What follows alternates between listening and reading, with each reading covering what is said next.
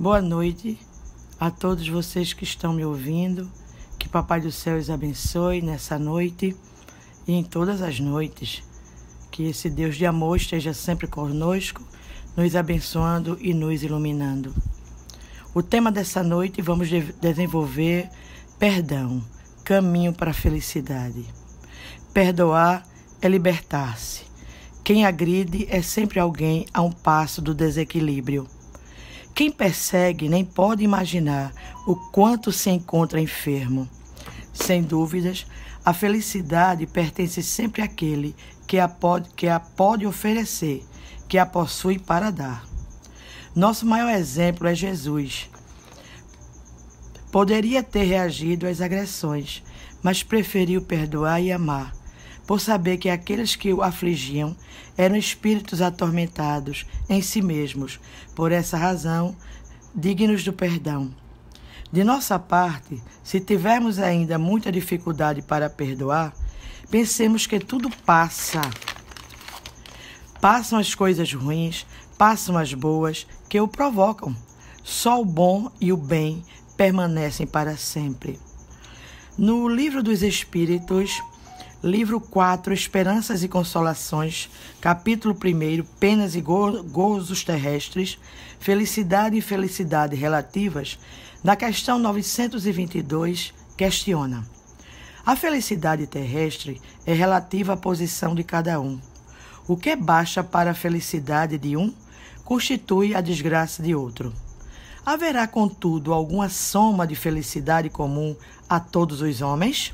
Resposta: com relação à vida material, é a posse do necessário.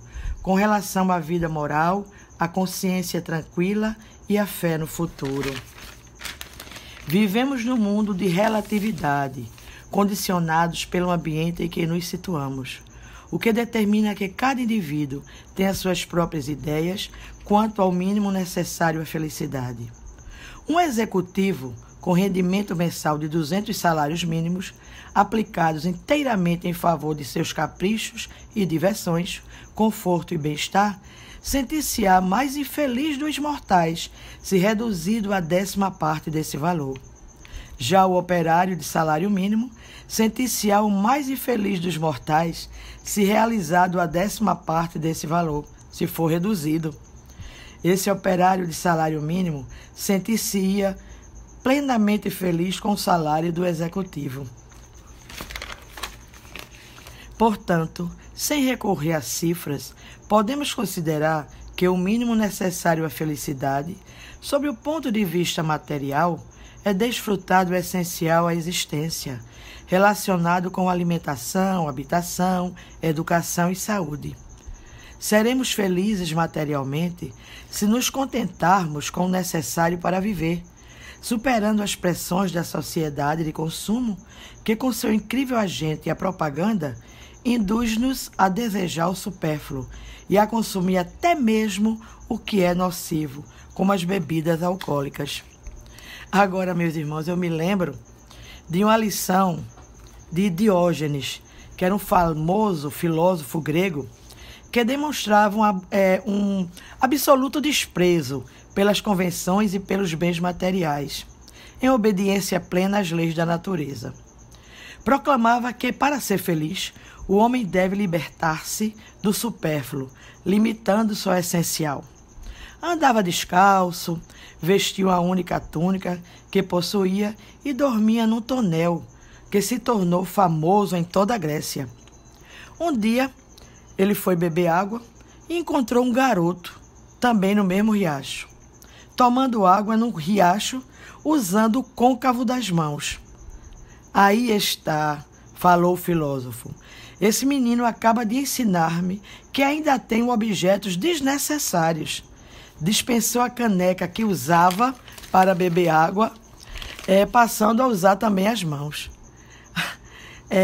Alexandre o Grande, Senhor Todo-Poderoso de seu tempo, ficou curioso para conhecer quem era esse Diógenes que não queria conforto, que não queria comidas, uma mesa farta, que era um homem singular.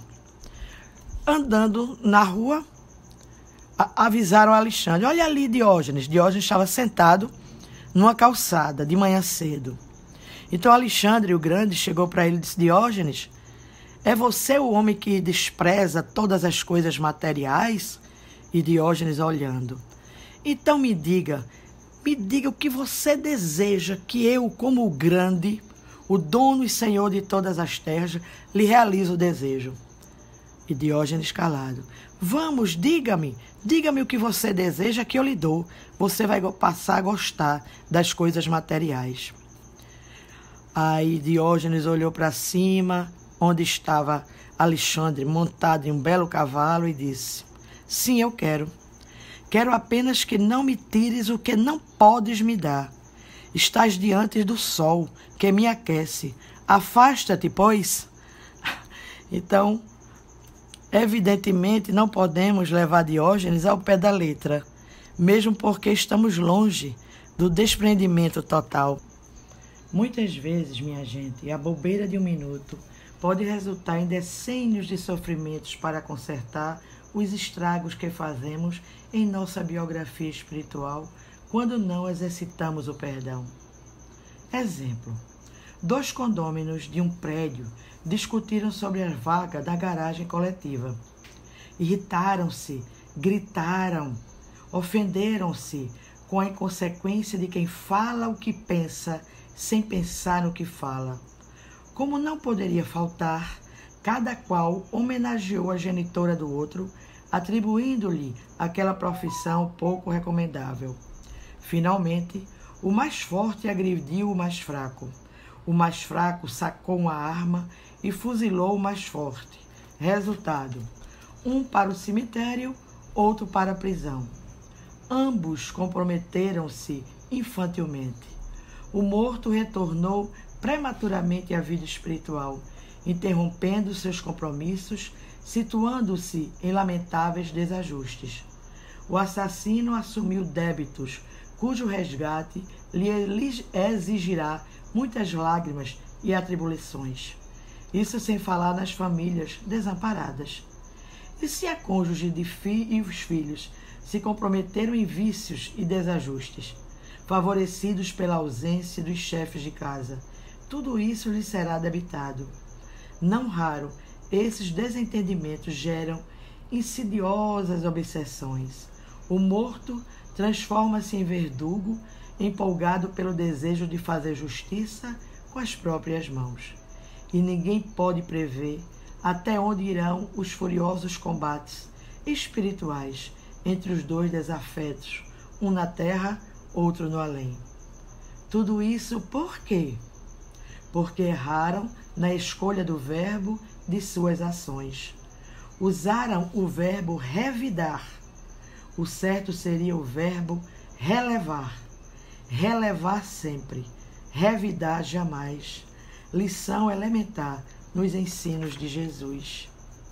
No livro No Mundo Maior, de André Luiz, psicografado por Francisco Cândido Xavier, capítulo 10, diz Calderaro, sábio mentor: o ódio diariamente extermina criaturas no mundo com intensidade e eficiência mais arrasadoras que as de todos os canhões da terra, troando a uma só vez. É mais poderoso entre os homens para complicar os problemas e destruir a paz que todas as guerras conhecidas pela humanidade no transcurso dos séculos. Veja que horror, que o ódio, o que a falta de perdão nos provoca.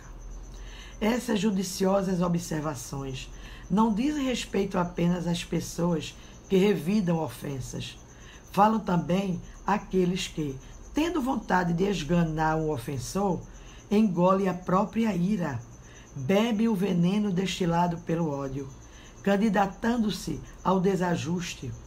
O ressentimento mina nossas energias e enfraquece os mecanismos imunológicos. Há uma quantidade imensa de males físicos e psíquicos resultados do autoenvenenamento. Quando cultivamos mágoas no lar, na rua, no local de trabalho, o perdão evita que nos nutramos do nosso próprio veneno. Há alguns equívocos, hein? As pessoas afirmam perdoar, Não, eu perdoo. No entanto, há sempre o mas, anunciando variadas formas de revide. Uma pessoa que perdoa com rancor. Imagina aí a cena, hein? Com a mão do lado e dizendo: perdoo, mas não me esqueça o mal que ele me fez. Ai, que perdão é esse? Um perdão com condenação. Perdoo, mas não quero vê-lo nunca mais. Sai da minha frente. Perdoo, com menosprezo, hein? Perdoo, mas lamento ter me envolvido com esse infeliz sem eira nem beira. Que horror. Um perdão com maldição junto. Perdoo, mas Deus há de castigá-lo. Tenho certeza disso. Um perdão com pretensão. Perdoo, mas antes lhe direi umas verdades. Meus irmãos, em qualquer dessas alternativas, destilamos o ressentimento que nos envenena. E isso nos deixa muito longe da felicidade que tanto buscamos. Melhor mesmo é não ter que perdoar. Não é difícil. A fórmula mágica chama-se compreensão. Ninguém é intrinsecamente mau. Somos todos filhos de Deus. Não podemos exigir das pessoas mais do que elas podem nos dar. Há mais fragilidade que intencionalidade nos prejuízos que nos causam. A compreensão dispensa o perdão. Quem compreende não se ofende. Era o que Jesus fazia. Todos os dias nós dizemos: perdoai as nossas ofensas, assim como perdoamos aquele que nos tem ofendido. Jesus é a oração do Pai Nosso. Uma das maiores dificuldades do ser humano é o perdão das ofensas, pois, apesar do exemplo do Cristo, muitas criaturas não entenderam o seu significado e importância, e longe estão de conseguir praticá-lo. Isso porque ainda não superamos velhos sentimentos como orgulho, egoísmo e personalismo. O perdão para o Espiritismo é a concessão incondicional de oportunidades para que o ofensor se arrependa, o pecador se recomponha, o criminoso se liberte do mal e se erga redimido para a ascensão luminosa. O perdão beneficia o perdoado, mas principalmente a quem perdoa. O perdão é um processo que envolve razão e emoção. A ofensa é dominada pela emoção, como a onda preenche tudo. É a dor, a humilhação, a vergonha. Só o tempo fará desiludir, a intensidade e o tamanho das emoções, dando espaço para a razão, que denota a mutilidade espiritual alcançada pelo espírito imortal. Perdoar não significa somente esquecer, mas sim não querer revidar. Segundo nos esclarece o mentor espiritual Emmanuel, o perdão significa renunciar à vingança, sem que o ofendido precise esquecer plenamente a falta de seu irmão. Entretanto, para o espírito evangelizado, perdão e esquecimento devem caminhar juntos, embora prevaleça para todos os instantes da existência a necessidade da oração e vigilância. Negar o perdão a si mesmo ou a outro é como manter uma âncora que lhe prende a uma pessoa, a um lugar ou a uma situação. Por isto, a espiritualidade superior ensina: o perdão liberta. Liberta da mágoa, do ódio, da tristeza e da infelicidade. Nelson Mandela, o grande estadista, ao ser libertado após 27 anos de cativeiro por lutar contra a segregação racial entre brancos e negros na África do Sul, ao ser perguntado se tinha raiva dos carcereiros com que ele teve contato durante todo o tempo de prisão, ele respondeu: não, de forma alguma. Eu queria ultrapassar aqueles muros e ficar livre. Se a raiva permanecesse em mim, eu não estaria livre, mas sim escravizado por um sentimento mau. O perdão é uma terapia que previne doenças e ajuda na manutenção da saúde física, emocional e espiritual. A moderna psicologia afirma que as pessoas que não perdoam adoecem com mais facilidade, pois a mágoa crônica leva à depressão e ao desequilíbrios psíquicos. Quando odiamos alguém, fixamos-nos nesta pessoa e cada vez que revivemos a situação que nos provocou a mágoa, nosso organismo sofre o estresse, como se a situação tivesse ocorrido novamente, desencadeando substâncias químicas negativas em nosso organismo repetidas vezes. O perdão está relacionado com a ofensa. Se não há ofensa, não é necessário o perdão. Então, se o perdão for verdadeiro, chegaremos à felicidade. Por isso é indispensável o treino constante do perdão, até torná-lo um hábito, já que entendemos e não sentimos ofendidos. Gandhi, o grande líder pacifista da Índia, respondeu ao ser questionado sobre quantas vezes já havia perdoado. E ele disse: nenhuma vez, pois nunca me senti ofendido. Deus, Pai e Criador, não nos perdoa, pois em seu supremo amor não se sente ofendido por nossos erros. Ele criou leis para reerguer as nossas ações. Seremos felizes ou infelizes de acordo com a nossa escolha, diz André Luiz, na psicografia de Chico Xavier, numa página intitulada Nem Castigo nem Perdão, que Deus é equidade soberana, não castiga e nem perdoa, mas o ser consciente profere para si as sentenças de absolvição ou culpa ante as leis divinas. Nossa conduta é o processo, nossa consciência, o tribunal. Deus dá a cada um, de forma igual, os meios de aprimoramento, mas a cada um será dado de acordo com suas obras. Por isto, Jesus nos ensina: perdoa as nossas dívidas, assim como nós perdoamos aos nossos devedores. Ou seja, colheremos aquilo que plantarmos. Se assim não for, como querer que as pessoas nos perdoem? Jesus é o nosso paradigma, modelo e guia, o espírito mais puro que já pisou na terra. Conhecendo nossas limitações, lecionou o perdão, passo inicial desse exercício de amor para se alcançar o perfeito amor e chegar à felicidade. Não teria o mestre condições de ir adiante, de aprofundar o ensinamento, face ao estado evolutivo da humanidade àquela época.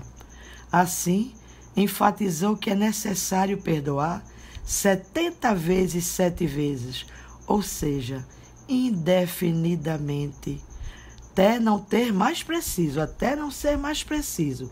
E isso é uma aprendizagem contínua, é um exercício de cada dia. Certamente ele próprio em nenhum momento se ofendeu ou se magoou com as criaturas que o condenaram e executaram, pois estava acima da ignorância humana, como também olha com indulgência e compaixão para todos nós, que através de 2 milênios ainda não conseguimos seguir-lhes as pegadas. Allan Kardec também alcançou este patamar e ensinou o melhor carinho para o conquistarmos ou registrar em obras póstumas. Quando me sobrevia uma decepção, uma contrariedade qualquer, eu me elevava pelo pensamento acima da humanidade e me colocava antecipadamente na região dos espíritos e desse ponto culminante, donde divisava o da minha chegada, as misérias da vida deslizavam por sobre mim, sem que me atingissem. Tão habitual se me tornara esse modo de proceder, que os gritos dos maus jamais me perturbaram. Assim é que hoje ainda precisamos exercitar esse perdão se quisermos ter uma consciência livre, e aí encontramos a felicidade. Porém, à medida que evoluirmos moralmente, entenderemos que amar não é ter que perdoar ou pedir perdão. Esse perfeito amor, meus irmãos, não é ofendível. Quem vive o perfeito amor, ama. E amando, se torna feliz. Isso é tudo. Temos mais uma lição aqui para ler para os irmãos. Felicidade é o mel que adoça a nossa boca a cada momento. Ser feliz é ser capaz de saborear essa doçura, mesmo quando a boca parece querer amargar perante os dissabores de um dia difícil. Tudo na vida tem uma razão de ser, e tudo envolve uma lição. Então, o que normalmente chamamos de problema pode muito bem ser entendido como oportunidade. Oportunidade de aprendizagem, de crescimento. Ainda estamos no momento em que aprendemos com a dor. Mas com certeza, meus amigos e irmãos, ainda iremos aprender que o aprendizado se consegue com amor, com carinho, com afeto, com alegria, com disponibilidade, com felicidade e o perdão. Tanto o auto-perdão como o perdão à ofensa alheia. Então, quando compreendemos isso verdadeiramente, passamos a saborear com mais frequência esse mel da felicidade que nós desejamos tanto essa felicidade, mas é preciso lutar, não é? Ainda estamos num mundo, num tempo que a gente precisa lutar para as nossas conquistas pessoais. Nós lutamos cada dia contra a corrente. É muita coisa nos colocando para trás. E sabemos que é um erro, então a gente tem que nadar contra a corrente desses males. E em frente, perdoando, ouvindo, não ouvindo, sabe? As dores alheias que vêm nos magoar. Então a gente não precisa se magoar, porque cada um só dá a gente aquilo que tem. Então a gente deve superar esse sal que jogam nas feridas alheias e, ao invés de revidar, como vimos aqui na lição, nós devemos perdoar. Ser feliz, meus irmãos, é sentir as coisas mais simples da vida. Sintam comigo o sabor da água. Já imaginou quando a gente está com muita sede? A água se torna de um sabor sem igual. A brisa no nosso rosto, o cheiro da terra molhada. A felicidade verdadeira é extrair das pequenas coisas grandes emoções.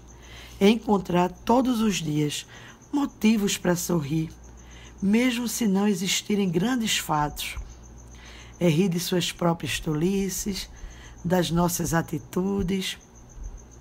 É não desistir de quem se ama nunca.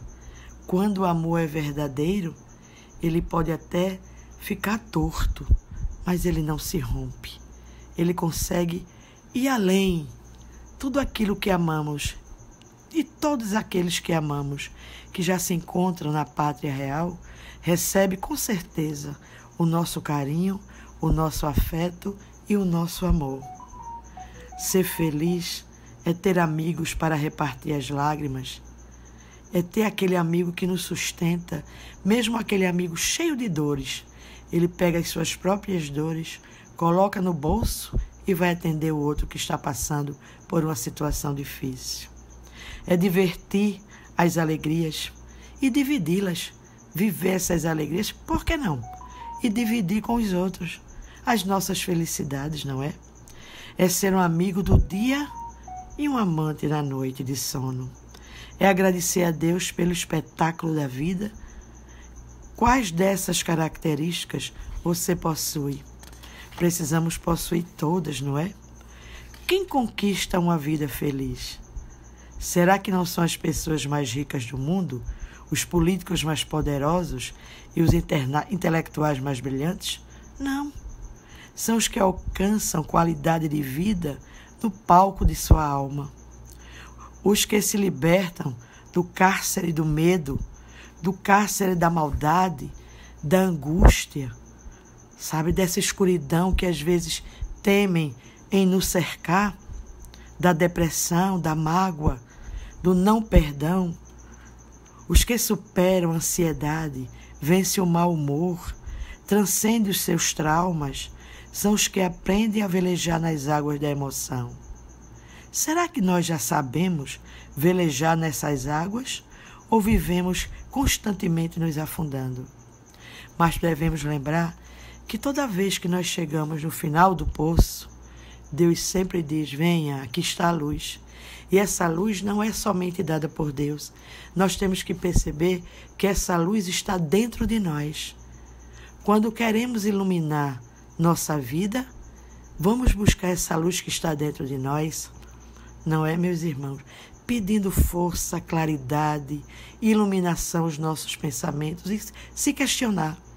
O que essa mágoa, o que esse rancor está sendo positivo para mim? Se não está sendo positivo para mim, também atinge os outros.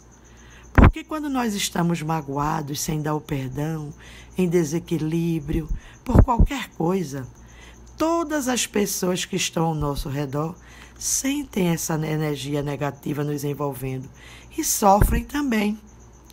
Então não é algo que só atinge a nós mesmos, atinge aos familiares, os nossos amigos de trabalho, não é? Nas nossas casas de oração. E nós não queremos isso. Cada 24 horas é uma vida. Cada noite, um partir do mundo. Cada manhã, um ressuscitar. Tudo é novo ao amanhecer. Que estejamos abertos a esse novo, a esse amanhecer, dando qualidade de vida. E a qualidade de vida a gente não vai buscar nos remédios de farmácias, não, meus amigos. Essa qualidade de vida está em nós. Primeiramente, nos amar, amar ao próximo, amar a Deus, a termos atitudes boas e do bem. Que Deus nos dê sempre uma noite bela.